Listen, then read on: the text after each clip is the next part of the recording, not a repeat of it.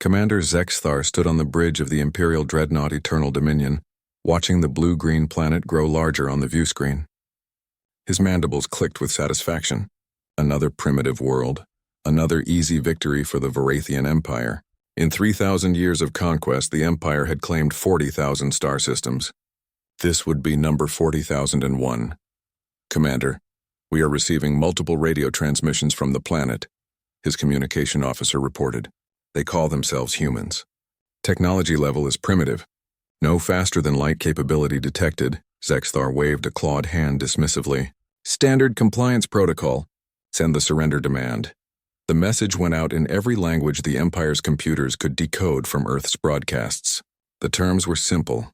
Submit to Imperial rule, pay tribute, and survive. Resist and face annihilation. 500 warships surrounded the planet, each one capable of destroying cities with a single weapons volley.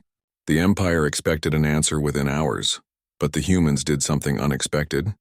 They asked for time to consider. They requested negotiations.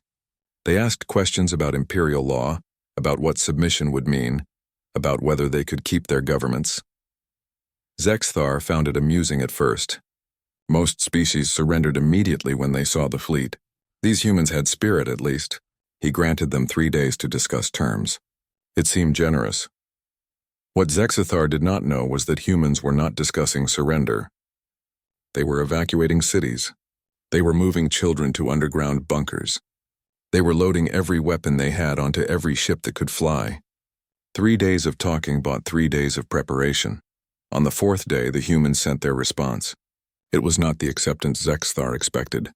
We reject your terms, the message said. Leave our system or face the consequences. Zexthar laughed. His entire bridge crew joined him. Consequences?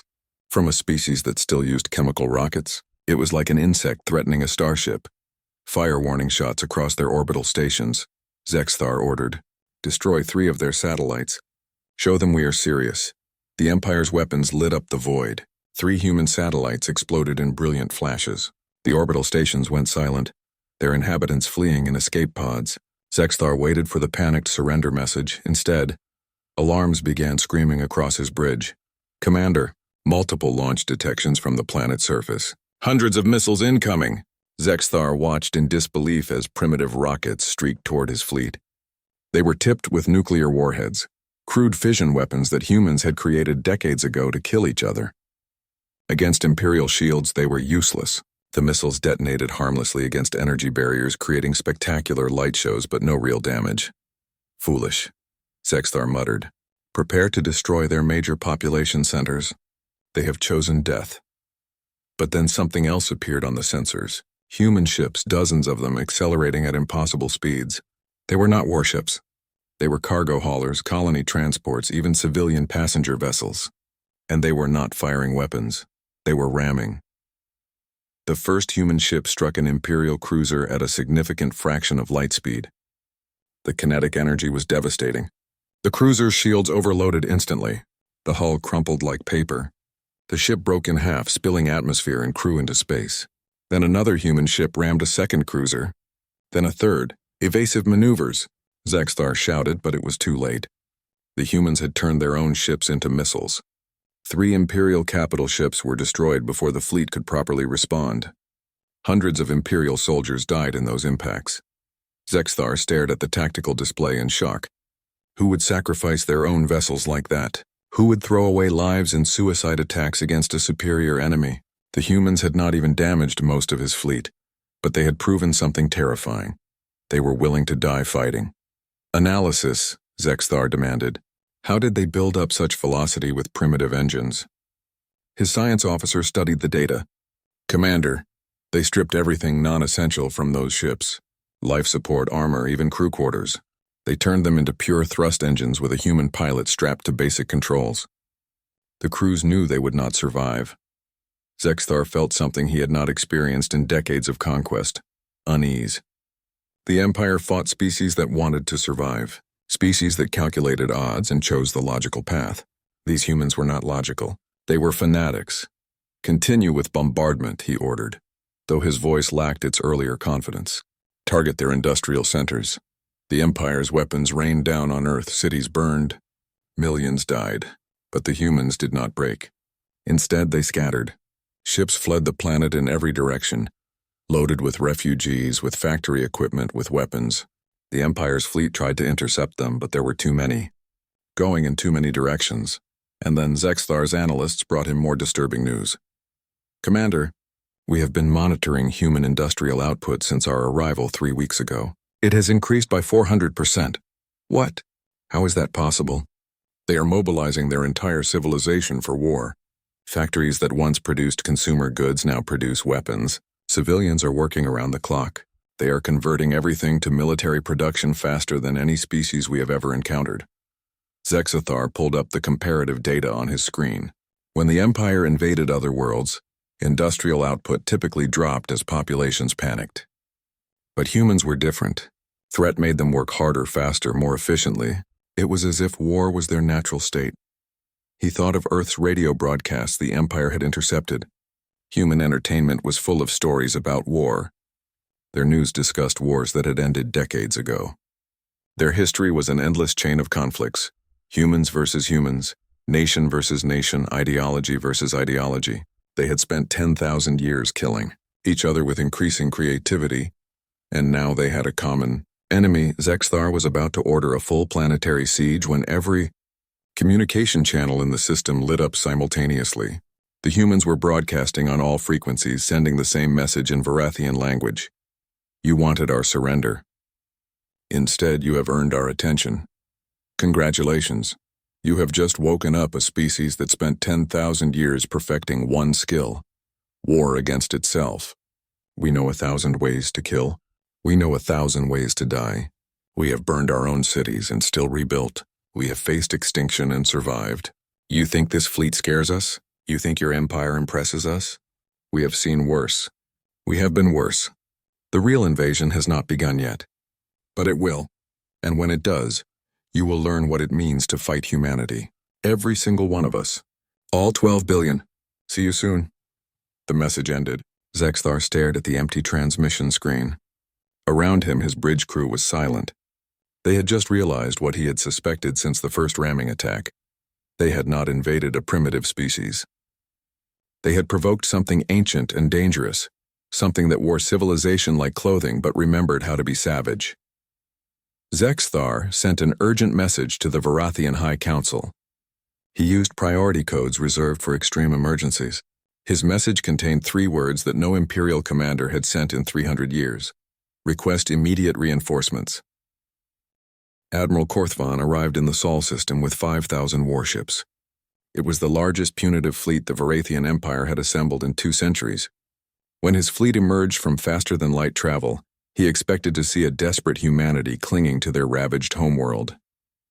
Instead, he found silence. Earth's orbital stations were empty. The moon bases showed no life signs. Mars colonies were abandoned. Every human presence in the system had vanished like smoke. "Scan the entire system," Korthvan ordered. "Find them." His fleet spread out, searching every asteroid, every moon, every possible hiding place. They found empty habitats with lights still burning. They found food still warm in eating areas. They found personal belongings left behind as if humans had simply evaporated. Where did they go? His second officer asked. Korthvan studied the reports. They scattered. Look at the trajectory analysis. Hundreds of ships left this system in every direction. They knew they could not win a direct fight, so they ran. Cowards, the second officer spat. But Korthvan was not so sure. He had read Commander Zexthar's reports carefully. Species that suicide ram warships were not cowards. They were dangerous. And dangerous enemies do not simply run away. They regroup. He ordered the fleet to begin occupation. Imperial troops landed on Earth, taking control of empty cities. Engineers began establishing military bases. Supply convoys started regular runs between Sol and the nearest Imperial systems. Everything proceeded according to standard occupation protocols. For 3 months, nothing happened. The Empire began to relax. Perhaps the humans really had given up. Perhaps their bold words were just empty threats. Then the disappearances began. The first sign was a supply convoy that never arrived at its destination. 30 ships carrying food, weapons, and fuel simply vanished between 2 star systems. No distress signals. No wreckage, nothing. Korthvan sent a patrol fleet to investigate. 50 warships heavily armed with orders to search the route. They found the convoy's last known position and began scanning. The patrol fleet never reported back. Within a week, 3 more incidents occurred. A mining outpost went silent. An Imperial scout ship disappeared near Proxima Centauri. A garrison on Ganymede reported seeing unknown ships in the outer system before all contact was lost. Korthvan called an emergency meeting with his senior staff. "Explain this. Where are these attacks coming from?" His intelligence officer pulled up a star chart. Red marks showed every disappearance. They were scattered across 200 light-years of space, seemingly random. "We cannot find a pattern, Admiral. The attacks happen in empty space near asteroid fields around gas giants. We never see them coming. Then how are they moving?" The humans did not have faster-than-light technology. The intelligence officer hesitated. "Admiral, we believe they do now. Analysis of our last patrol fleet's final sensor log shows energy signatures consistent with Imperial FTL drives. They must have salvaged components from damaged ships during the first battle." Korthvan felt cold disbelief. "They reverse-engineered our FTL technology? In 3 months?" "The data suggests they did, Admiral. But it is worse than that. They are not trying to match our capabilities. They are adapting them. Human ships are smaller, faster, harder to detect.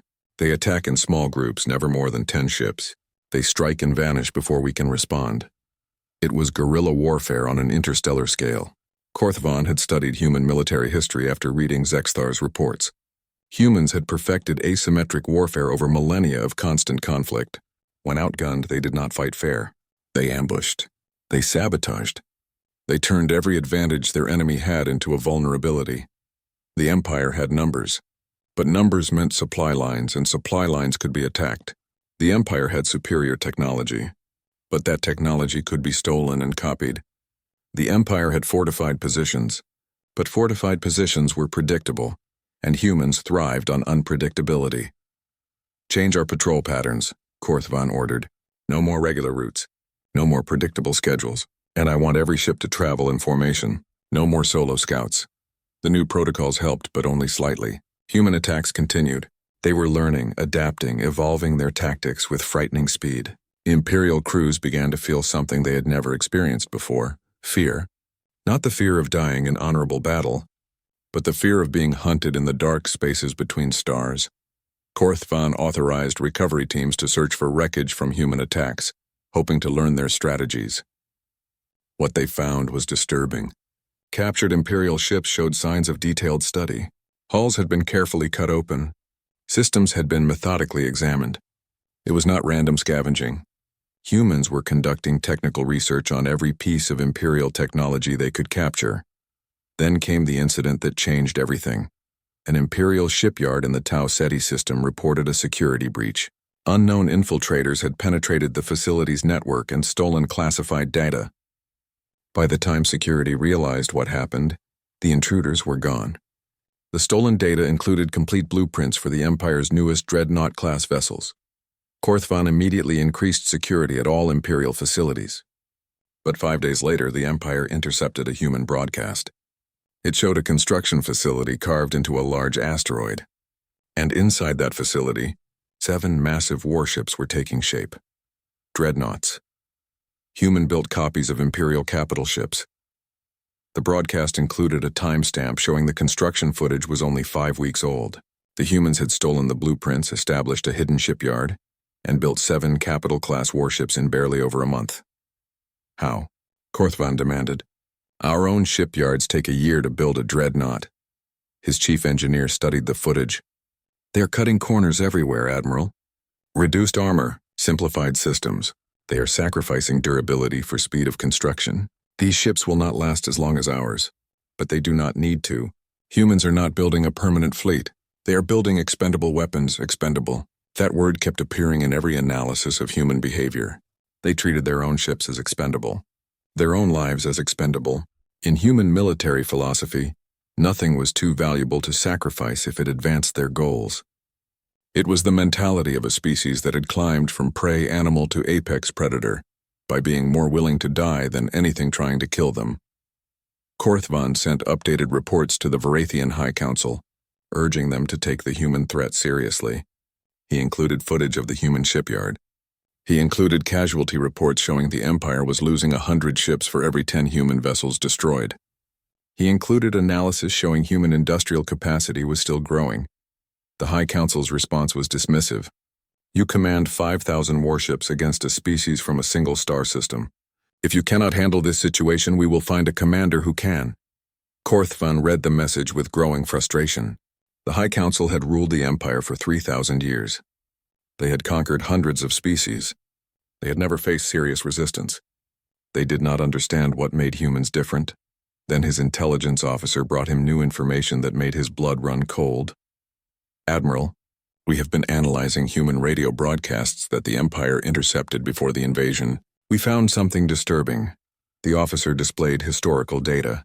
Humans launched colony ships centuries ago before they had FTL technology. Slow generation ships meant to travel for hundreds of years to reach distant stars. We dismissed this information as irrelevant because we thought Sol was the only human system. And, Korthvan prompted, we were wrong, Admiral. Records show humans launched not dozens but thousands of colony ships over a 400-year period. The oldest ones departed 6 centuries ago. If even a fraction of those ships survived and established colonies, there could be dozens, maybe hundreds of isolated human populations scattered across this region of the galaxy. Korthvan stared at the star chart. Every red dot represented a possible human colony. Hundreds of them spread across thousands of light years, populations that had developed in isolation for generations, all of them now receiving faster-than-light messages about the Empire's attack on Earth. The Varathian Empire had killed 12 billion humans on Earth, but they might have just provoked a war with 500 billion more. The High Council needs to see this. Immediately, Korthvan said quietly. We are not fighting a civilization. We are fighting a diaspora, and they are all angry now. High Counselor Vraxon stood before the assembled leadership of the Varathian Empire and declared total war. We will mobilize 50,000 warships, 20% of our entire fleet. We will hunt down every human vessel, every human colony, every human hiding in the darkness. This ends now. The declaration received unanimous approval. The Empire had never committed such resources to a single campaign. But then the Empire had never faced such humiliation. A species from one primitive world had bloodied the greatest military power in the galaxy. That could not be tolerated. Admiral Korthvan received his orders. Total extermination. No negotiations, no mercy. Find the humans and erase them from existence. The campaign began with overwhelming force. 50,000 Imperial warships swept through human-occupied space like a steel tsunami. They reclaimed outposts humans had captured. They destroyed supply depots. They hunted down the 7 human-built dreadnoughts and obliterated them in a massive battle near Wolf 359. For the first 6 months, victory seemed certain. The Empire destroyed 3 confirmed human colony worlds. They captured dozens of human vessels. They pushed the humans back on every front. Reports flowing to the High Council were triumphant. Humanity was breaking. The war would be over within a year. But Korthvan saw a different story in the casualty reports. Yes, the Empire was winning battles, but the cost was staggering. For every 10 human ships destroyed, the Empire lost 100. For every human outpost captured, a dozen Imperial supply convoys disappeared. Humans were not fighting to win. They were fighting to make victory too expensive to achieve, and they were getting creative in ways that terrified Imperial commanders. One human tactic involved modified mining charges. Humans would attach them to asteroids, calculate complex gravitational trajectories, and launch the asteroids at Imperial fleets. The asteroids would drift through space for weeks, looking like natural objects before detonating proximity mines when Imperial ships passed nearby. Another tactic used weaponized cargo haulers. Humans would fill massive transport ships with explosive materials, accelerate them to near light speed, and then abandon them on collision courses with Imperial facilities. The ships were too fast to intercept and too large to deflect. They struck like the fist of an angry god. The most terrifying tactic happened near a red giant star. Human ships lured an Imperial battle group into close stellar orbit, then used stolen Imperial technology to trigger a coronal mass ejection. The star vomited billions of tons of superheated plasma directly at the Imperial fleet. 2,000 ships were disabled. Most crews died from radiation before rescue arrived.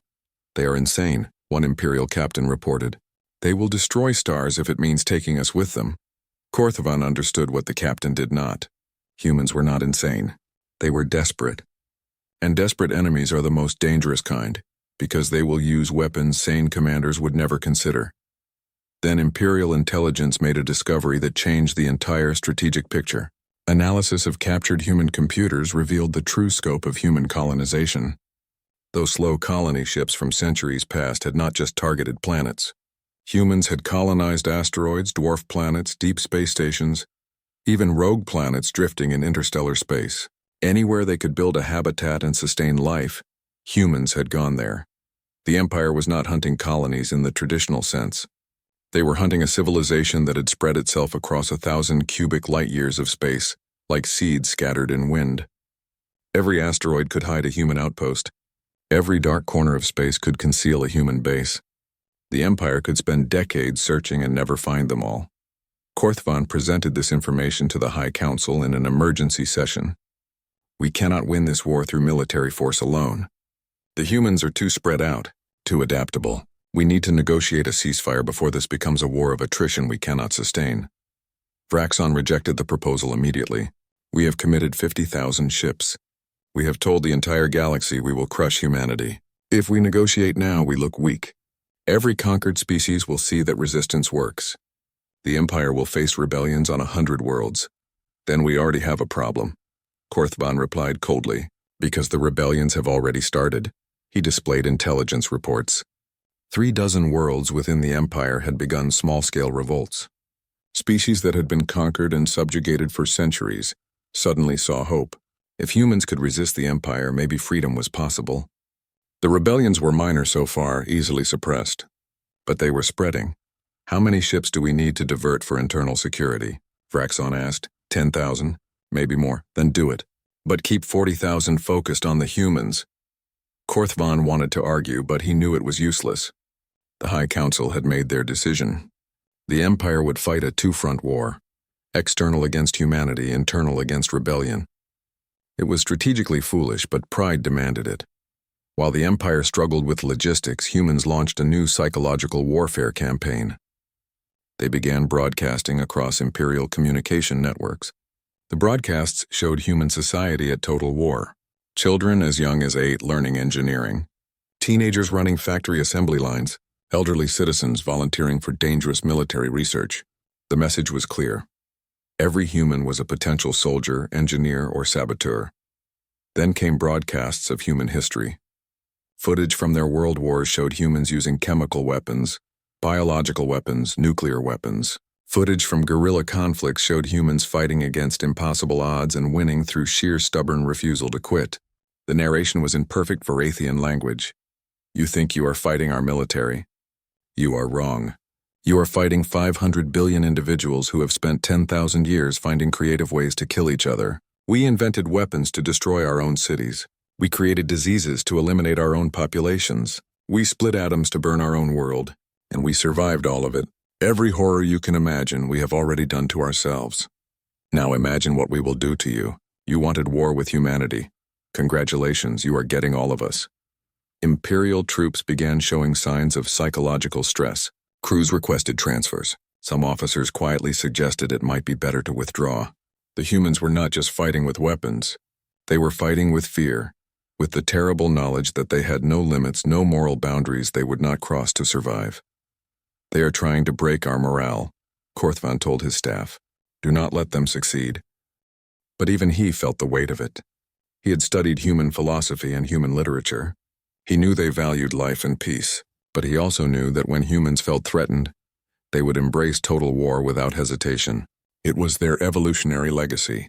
Humans were persistence hunters who would chase prey until it collapsed from exhaustion. Now they were applying that same relentless pressure to the Empire. 6 months into the campaign, a massive human fleet emerged from hiding. 5,000 ships, everything humans had built, appeared on sensors and made a direct charge toward the Empire's core territories. It was a suicide run, a desperate last stand. The entire Imperial fleet moved to intercept. Korthovan studied the tactical display with suspicion. Why would they commit everything to one attack? It makes no strategic sense. His tactical officer shrugged. Perhaps they are truly desperate, Admiral. Perhaps this is their final gambit. But Korthvan had learned not to underestimate human strategy. He deployed only 30,000 ships to intercept the human fleet, and kept 20,000 in reserve. His caution saved the Empire.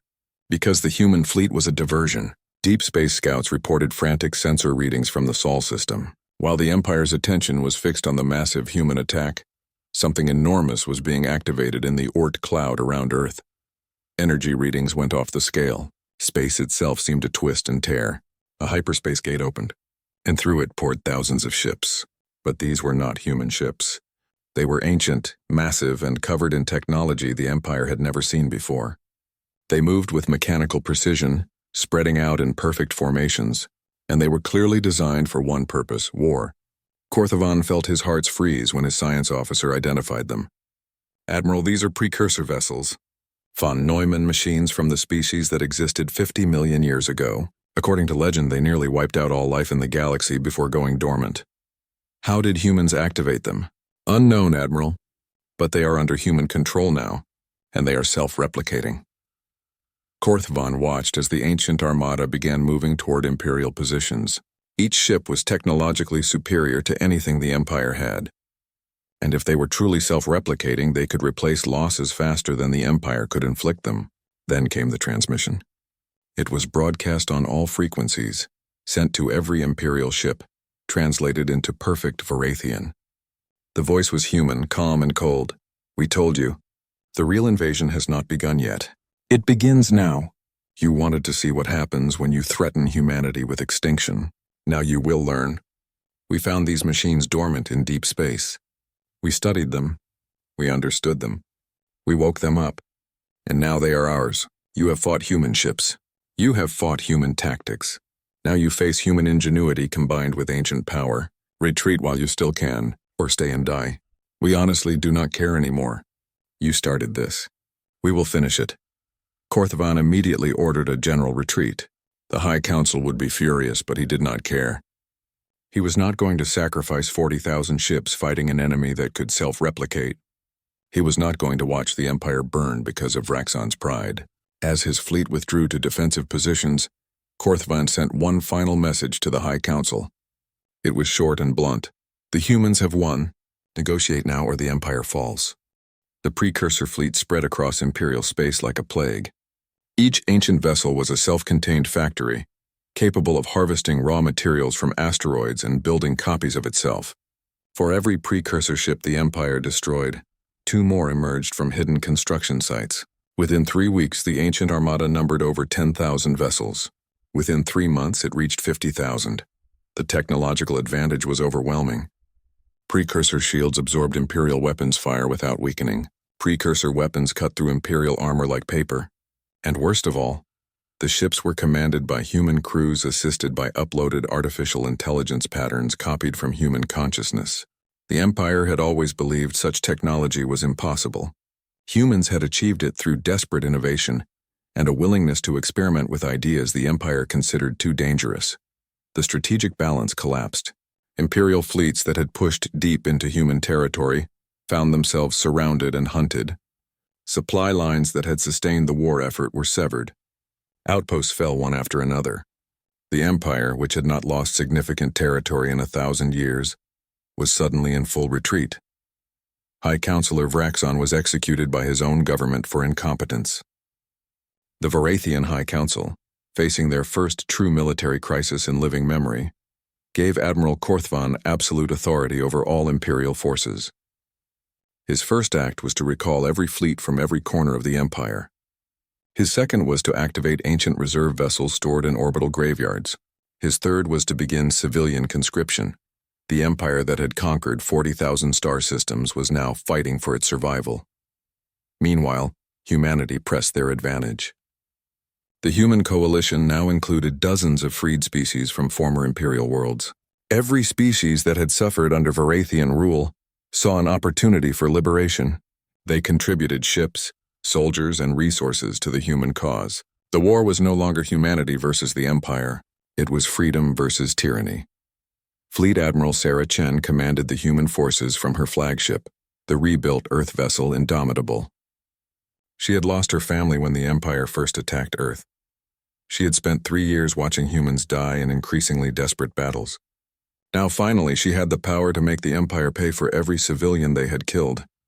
"We should push for Varathia Prime," her tactical officer suggested. "End this war by taking their homeworld." Chen studied the strategic map.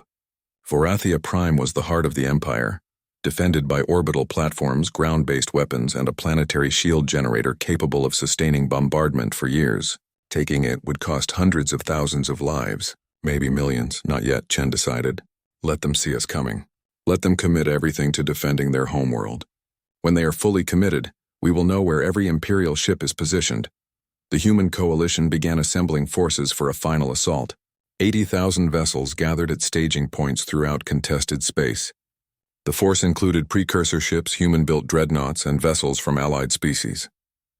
It was the largest combined fleet ever assembled in galactic history. The Empire responded by concentrating everything at Varathia Prime, 150,000 warships.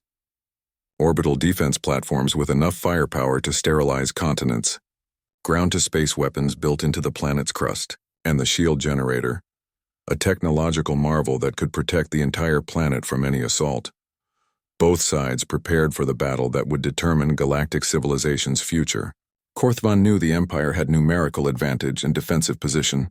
Chen knew humanity had technological edge and momentum. Both commanders understood that millions would die in the coming battle. But both commanders also secretly hoped for another way.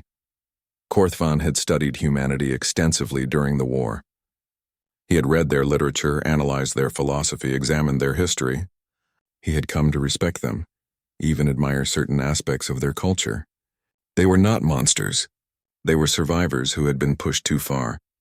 He wondered if there was a way to end this that did not involve mutual annihilation. Chen felt similarly. She had initially viewed all Varathians as enemies, complicit in the attack on Earth. But over 3 years of war, she had encountered Imperial soldiers who were simply doing their duty, Imperial civilians who had no say in their government's decisions, and even Imperial defectors who opposed the conquest ideology. The Varathian Empire was not a monolithic evil. It was a complex civilization that included both good and bad elements. The fleets positioned themselves for battle. The tension across both sides was unbearable. Crews prepared weapons. Commanders reviewed attack plans. Civilians on both sides prepared for the worst. Then something changed everything. Deep space monitoring stations detected a signal approaching from outside the galactic rim. It was massive, moving at impossible speeds and heading directly toward the battlefield. Both human and Imperial forces detected it simultaneously. The signal resolved into a transmission. It was not in any known language. Instead, it used pure mathematics, a universal language that any spacefaring species could understand. The message was simple and terrifying. Your conflict has generated energy signatures detectable across intergalactic space. We have traced these signatures to their source. We are now approaching your location. Estimated arrival 6 standard months. Prepare to be processed. Chen felt cold realization wash over her. Get me full spectrum analysis of that signal. I need to know what we are dealing with. Her science officers worked frantically. When they finished, their faces were pale with fear. Admiral, the signal source is huge. Millions of ships based on the energy readings. And they are using technology that makes even precursor vessels look primitive. They are coming from another galaxy. Korthvan received the same analysis on the Imperial side. He immediately tried to contact Chen on a direct channel. To his surprise, she accepted the communication immediately. The two commanders faced each other across the void for the first time. Korthvan saw a human female with scarred features and exhausted eyes. Chen saw an alien with scaled skin and multiple limbs, but also with an expression she recognized: fear. "Admiral Chen," Korthvan said carefully, "I believe we have both received the same information." "We have," Chen replied. "Something big is coming. Something that makes our war look like a minor border skirmish. The energy signature matches records from our oldest archives. There are legends of extragalactic invaders who harvest biological material from entire galaxies. We believed they were myths." Chen pulled up human sensor data. "Our analysis suggests they are real, and they are coming here because our war was loud enough to attract their attention." Both commanders fell silent, understanding the terrible irony. The Empire had invaded humanity. Humanity had responded with total war. Their conflict had been so violent, so energetic, that it had announced their presence to something worse than either of them. "We have 6 months," Korthvan said quietly. "If we continue fighting each other, we will both be too weak to resist them." "Agreed," Chen said. "But my people will not trust any ceasefire that does not include significant concessions from the Empire. You attacked us. You killed billions. You started this. And you have killed millions of Imperial citizens in response. You have freed dozens of our subject species. You have cost us thousands of ships and years of stability. There is enough blame on both sides." Chen wanted to argue, but she knew he was right. Revenge felt good, but it would not save either civilization from what was coming. "What do you propose? An immediate ceasefire, recognition of human sovereignty over all human-controlled systems, independence for any species that wishes to leave the Empire, and full sharing of precursor technology to prepare our defenses.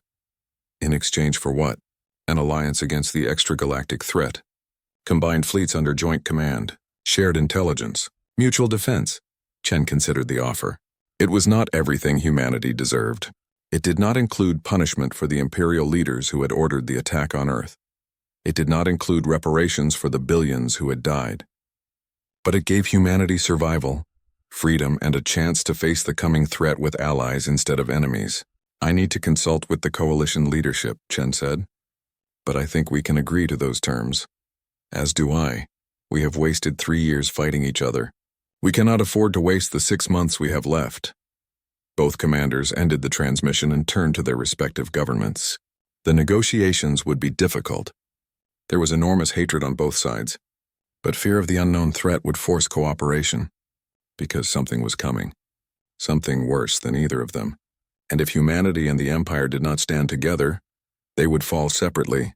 The real invasion had not begun yet, but now, finally, both sides understood what that phrase truly meant. The ceasefire negotiations lasted 48 hours. Both fleets remained in position around Varathia Prime, weapons ready, neither side fully trusting the other. But Admiral Korthvan and Fleet Admiral Chen worked together to hammer out terms that both governments could accept, even if neither side was happy with the compromise. The Varathian Empire formally recognized human sovereignty over all human-controlled systems. They granted independence to any conquered species that wished to leave the Empire. They agreed to share all military technology, including access to their industrial base. In return, humanity agreed to cease offensive operations and join a combined defense force against the extragalactic threat. It was not justice, it was survival. While diplomats argued over final details, scientists from both sides began analyzing the approaching threat. They recovered fragments from the probe that had sent the warning message. What they found was terrifying. The invaders called themselves the Karchan Swarm. They were a hive-minded civilization that consumed all biological life for raw materials. Their technology was based on organic computing and self-replicating bioships. They had harvested 17 galaxies over millions of years. The Milky Way was simply next on their list. "How many ships are we facing?" Chen asked during a joint military briefing. The Varathian science officer displayed the sensor data. "Initial estimates suggest 3 million vessels in the Vanguard fleet. Each one is approximately the size of a small moon. Behind them, our long-range sensors detect something much larger. We believe it is their main processing facility, possibly larger than most planets." Chen felt her blood run cold. 3 million ships. The combined human Imperial fleet numbered barely 2 million, and most of those were standard vessels, not the advanced precursor ships. "Can we win?" Korthvan spoke honestly. "No. Not with conventional tactics. We need something different." That was when humanity proposed their audacious plan. The precursor von Neumann machines could self-replicate, but slowly. At current rates, they could produce perhaps 5,000 new ships per month. Humanity suggested a dangerous acceleration. Instead of feeding the machines asteroids and small debris, they would feed them planets, gas giants, even stars. The machines could produce millions of vessels in 5 months, but the environmental cost would be catastrophic. Entire star systems would be rendered lifeless, planets would be dismantled, ecosystems would be destroyed forever. We cannot do this to inhabited systems. Korthvan protested. The Empire has already lost dozens of worlds to this war. We cannot sacrifice more. Then we use uninhabited systems, Chen suggested. Dead worlds. Failed colonies. And we ask for volunteers from systems that are already too damaged to recover. The call went out across both human and Imperial space. They needed systems to sacrifice. To everyone's surprise, dozens volunteered. Former Imperial colonies near the Galactic Rim, devastated by 3 years of war, offered their worlds. Better to be consumed building a defense than to die when the Karchen arrived. The sacrifice was enormous and humbling. Species that had been enemies weeks ago now worked together to save everyone. Engineers from 100 different civilizations collaborated on adapting precursor technology. Factory workers operated around the clock. Entire populations mobilized for total war production. And humanity did what humans did best. They innovated under pressure. Human engineers discovered they could network the precursor machines into a distributed intelligence. Instead of each ship acting independently, they could coordinate like a single organism. It gave them tactical advantages the Karchen would not expect. Human programmers developed new combat doctrines based on their own military history. They studied every guerrilla conflict, every asymmetric battle, every desperate last stand. They taught the combined fleet to fight dirty, to use terrain to exploit enemy weaknesses ruthlessly. Human psychologists analyzed what little they knew of Karchen behavior. The swarm was a hive mind, which meant it would think predictably. It would optimize for efficiency. It would not understand concepts like sacrifice, honor, or stubborn refusal to quit. Those were uniquely individual traits. The swarm's strength was also its weakness. Meanwhile, something unexpected was happening across both civilizations. Imperial citizens, raised to believe in their cultural superiority, found themselves working alongside species they had once viewed as primitive.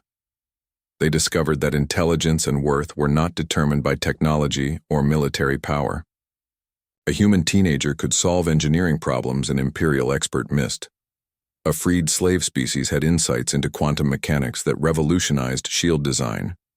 Humans, traumatized by near extinction, slowly began to trust again.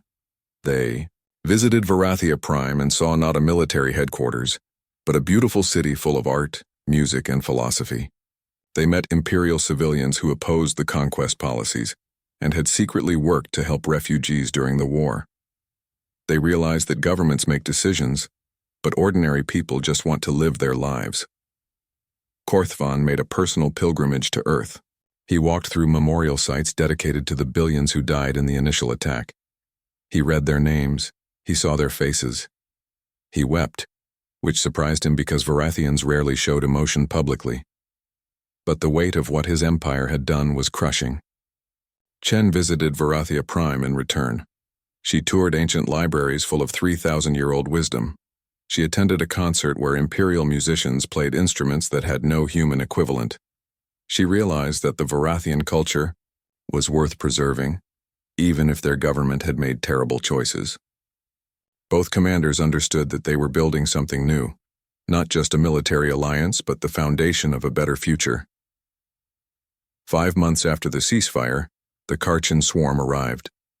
3 million bioships emerged from hyperspace exactly as predicted. They spread across the galactic rim like a living wall, each one pulsing with organic light. The combined human Imperial fleet, now numbering 2.4 million ships, moved to intercept. The battle began with long-range bombardment. Energy weapons lit up the void. Missiles crossed the distance between fleets. The initial exchange was devastating for both sides. Karchen bioships proved resistant to conventional weapons, their organic hulls absorbing and dispersing energy. But precursor weapons, designed to fight biological threats, proved more effective. The fleets closed to medium range. Human wolfpack tactics scattered Karchen formations. Imperial heavy ships provided mobile fortresses that anchored defensive lines. Freed species contributed specialized vessels with unique capabilities. The combined fleet fought not as separate forces, but as a unified military. But the Karchen were learning. The swarm adapted mid-battle, evolving their tactics and even their ship designs in real time. They began coordinating more effectively, targeting command vessels, exploiting gaps in defensive formations. Within hours, they had analyzed the combined fleet strategies and developed counters. Chen watched casualty reports with growing desperation. They were losing. The Karchen simply adapted too fast. For every advantage the combined fleet created, the swarm found a counter within minutes. "We need something they cannot adapt to," Chen said during an emergency command conference. "Something that breaks their fundamental strategy." Korthvan agreed.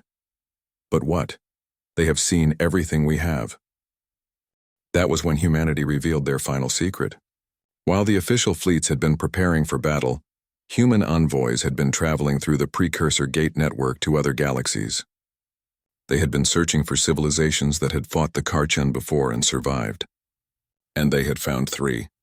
Through the gates came reinforcements, ships from the Andromeda Galaxy, built by a species that had driven the Karchen back centuries ago, vessels from the Triangulum Galaxy, designed specifically to counter bioorganic technology, and a fleet from an unnamed dwarf galaxy, whose people had perfected quantum disruption weapons that prevented biological adaptation. The message humanity had sent months ago was not a cry for help. It was a declaration. "We are making our stand here. Who stands with us?" And 3 civilizations had answered. The combined multi-galactic force hit the Karchen swarm like a hammer. The new weapons and tactics overwhelmed the swarm's ability to adapt. Quantum disruptors prevented their bioships from evolving. Specialized anti-organic weapons dissolved their hulls. And the sheer coordination of 5 different civilizations fighting together created complexity the hive mind could not process. The battle raged for 3 weeks. 70% of the combined fleet was destroyed. Earth's moon was shattered by a Karchen bombardment. Varathia Prime's orbital ring collapsed. Thousands of ships on both sides became floating tombs. But slowly, impossibly, the combined force pushed the Karchen back. The swarm's coordination began to break down. Their adaptation rate slowed. For the first time in their millions of years of expansion, the Karchen faced organized, multi-species resistance that they could not overcome. The surviving Karchen ships retreated. As they fled, they broadcast a message that chilled every military analyst. Threat level upgraded. Galactic designation, avoid, do not engage. The swarm had learned what the Varathian Empire learned. Some species do not give up. And when those species work together, they become unstoppable. 10 years passed. The Galactic Commonwealth formed from the ashes of the old empire. It was a democratic federation where every species had equal representation. Former imperial colonies joined voluntarily. Species that had been slaves for centuries helped write the new constitution. Admiral Korthvan, now retired from military service, served as the Commonwealth's first defense coordinator. His job was ensuring the integrated military remained strong, but accountable to civilian leadership. Fleet Admiral Chen became the Commonwealth's ambassador to the Multi-Galactic Alliance, the organization formed by the 4 civilizations that had fought the Karchen together. She traveled between galaxies, building relationships and coordinating joint defense. Earth was rebuilding. The cities were being reconstructed. The population was slowly recovering. Memorials stood in every major city, ensuring nobody forgot the cost of the war. Varathia Prime thrived as the cultural heart of the Commonwealth. The military government was gone, replaced by elected civilian leadership. The planet's ancient libraries and art galleries were open to all species. One day, a primitive civilization made first contact with the Commonwealth. Their radio signals were detected. Their star system was visited. They waited nervously for what would happen next. But instead of warships, the Commonwealth sent teachers, engineers, and diplomats. They brought gifts of knowledge and offers of partnership. When the primitive species asked nervously if the Commonwealth intended to conquer them, the human ambassador smiled gently. "We tried conquest once," she said. "It did not work out well for anyone. Let us tell you what we learned instead." She told them about the war, about how fear and arrogance had nearly destroyed 2 civilizations, about how desperate enemies became strong allies when facing a common threat, about how cooperation always achieved more than domination. "The universe is dangerous," the ambassador concluded, "but it is less dangerous when we face it together. Welcome to the Commonwealth. Your voice matters here. Your culture will be protected. Your people will be free. That is what we learned from our mistakes. The ambassador looked up at the stars, thinking about everything humanity had endured: the invasion, the war, the desperate battles, the painful peace, the hard-won alliance. Chen's voice carried across the meeting hall, addressing the new species but also speaking to history itself. They said we were a species that perfected war. They were wrong. We are a species that perfected survival. And now we have taught the galaxy how to survive together. The real invasion has not begun yet. But when it does, when the Karchen return or when some new threat emerges, we will be ready. All of us, every species, every world, standing together. She paused, then smiled. That is humanity's real gift to the galaxy. Not weapons, not tactics, not even the precursor technology. Our gift is the simple, stubborn belief that tomorrow can be better than today if we work together to make it so. That is what we learned, and that is what we will teach anyone who wants to learn. Outside the conference hall, across thousands of worlds, millions of species continued the work of building a better future. They argued and compromised. They shared and learned. They prepared and hoped. And somewhere in the dark spaces between galaxies, the Karchen swarm watched and waited, having learned that this galaxy was defended by something they had never encountered before. Unity forged in the fires of war and tempered by the wisdom of peace. The real invasion had not begun yet, but if it ever did, the galaxy would be ready.